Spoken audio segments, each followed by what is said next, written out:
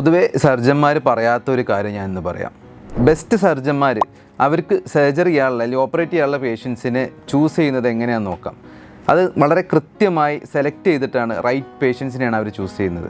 പലപ്പോഴും ആളുകൾ ചിന്തിക്കുന്നത് ചില അസുഖങ്ങൾക്കൊക്കെ സർജറി മാത്രമാണ് ഒരു ചികിത്സ എന്നുള്ളതാണ്. ഇപ്പോൾ ഉദാഹരണം, ഒരു ലോ ബാക്ക് പെയിൻ, ഊരവേദനകൾ പൊതുവേ കുറച്ച് മെഡിസിൻസ് കൊണ്ടോ അല്ലെങ്കിൽ കുറച്ച് ഫിസിയോ അല്ലെങ്കിൽ കോർ സ്ട്രെങ്തനിങ് എക്സസൈസുകളോ കൊണ്ടൊക്കെ നമുക്ക് ഒരു പരിധിവരെയൊക്കെ ഭേദമാക്കിയെടുക്കാം.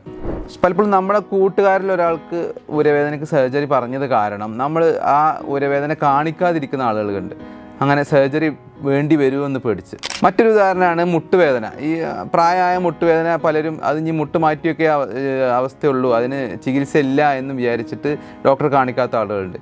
ഈ മുട്ടുവേദനയ്ക്ക് മുട്ടുമാറ്റിവെക്കലല്ലാതെ ഒരുപാട് ചികിത്സകൾ ഇപ്പം നിലവിലുണ്ട്. ചില ഫ്രാക്ചറുകൾ, വളരെ സ്റ്റേബിൾ ആയിട്ടുള്ള ചില ഫ്രാക്ചറുകൾ പ്ലാസ്റ്ററിലോ അല്ലെങ്കിൽ വേറെ ബെൽറ്റുകളിലോ ചികിത്സിക്കാൻ പറ്റുന്നുണ്ട്. അതും തന്നെ സർജറി ആവശ്യമുള്ളതല്ല. അപ്പോൾ എപ്പോഴും നമ്മൾ ഒരു അഗ്രസീവായ ട്രീറ്റ്മെൻറ്റോ അല്ലെങ്കിൽ സർജിക്കൽ ട്രീറ്റ്മെൻറ്റ് മാത്രമല്ല നോക്കുന്നത്, ആ പേഷ്യൻറ്റിന് എന്ത് ഗുണം കിട്ടും എന്നുള്ളത് നോക്കിയിട്ടാണ്, ഏതിൽ ഗുണം കിട്ടും എന്നുള്ളത് നോക്കിയിട്ടാണ് നമ്മൾ ഏത് ട്രീറ്റ്മെൻറ്റ് വേണമെന്ന് നിശ്ചയിക്കുന്നത്.